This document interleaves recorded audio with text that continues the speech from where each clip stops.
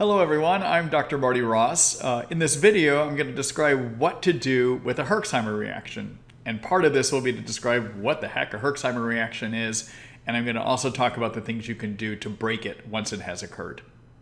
If you have any questions about the doses of supplements that I describe here, click on a link to a full written article that I have in the description part of the video below. Treat Lyme is supported by purchases you make through Marty Ross MD supplements. So when somebody has a Herxheimer reaction, what is occurring is they're getting more inflammation in the body as they start killing germs. And it can look like a complete flare of what their Lyme disease is. So let's talk about why that happens. So the cornerstone of understanding a Herxheimer reaction is knowing what something called cytokines are, okay? So cytokines are inflammation chemicals that are made by white blood cells whenever they see a germ, like a yeast or a Lyme, even toxins. And cytokines are good and bad.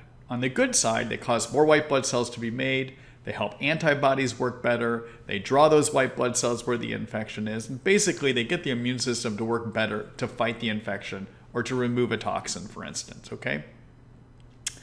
On the other hand, if they get made in excess, if they get made in too great of an amount, they cause problems, okay? And the problems they cause look like basically Lyme disease symptoms. So too many cytokines make it so you can't sleep, make it so you can't think, make you hurt all over, interfere with your hormonal functions, make it so you can't sleep.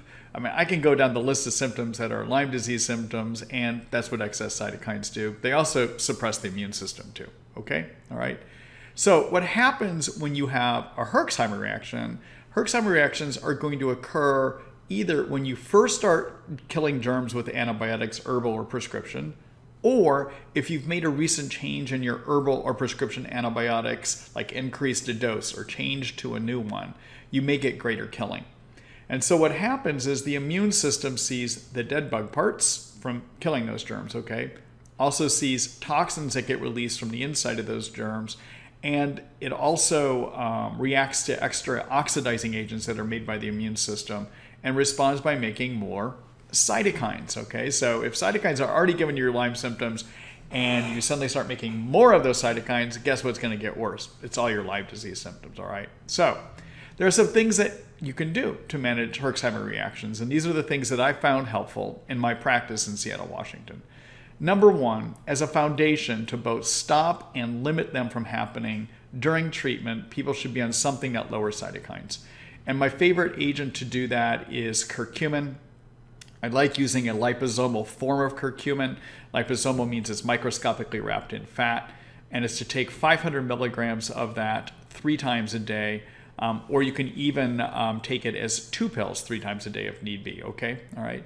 And what that does is it interferes with cell signals that cause cytokines to be made, and essentially it's blocking the factory production line inside white blood cells that produces those cytokines, okay? Now, if that's not working well enough, then the next step that I would have people do is to add glutathione.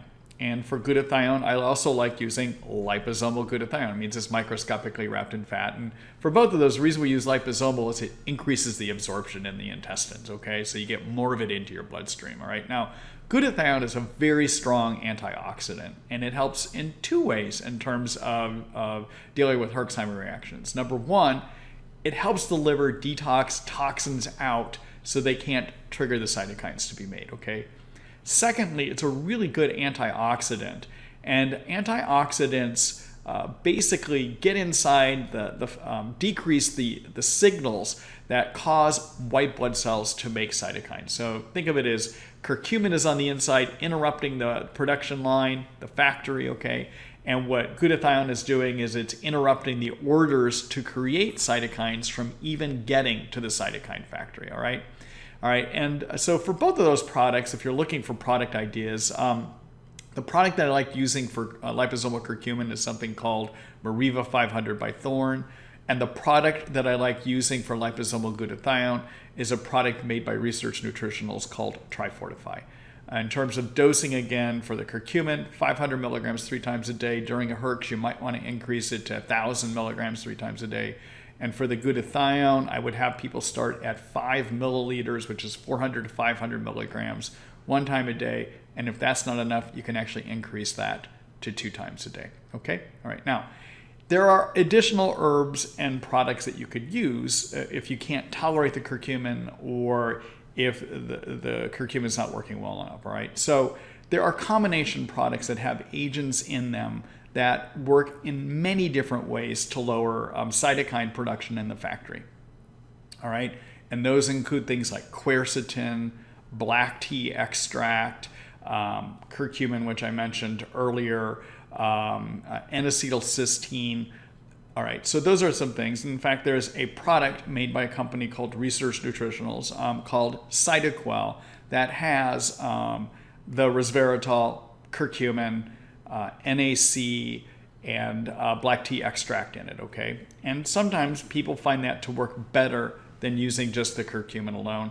If you were to do that, I would stop the curcumin and use that product, and that would be 1 pill 3 times a day or 2 pills 3 times a day, okay? All right, now finally, if things are really getting bad, sometimes you have to decrease the amount of the medications you're using, the antibiotics you're using to limit the Herxheimer reaction, okay? But one other trick I found helpful in my practice for people that are really having severe Herxheimer reactions is to use the glutathione. Instead of taking it orally, you can actually do what are called nebulized breathing treatments of it, or you can do it in an IV form, okay?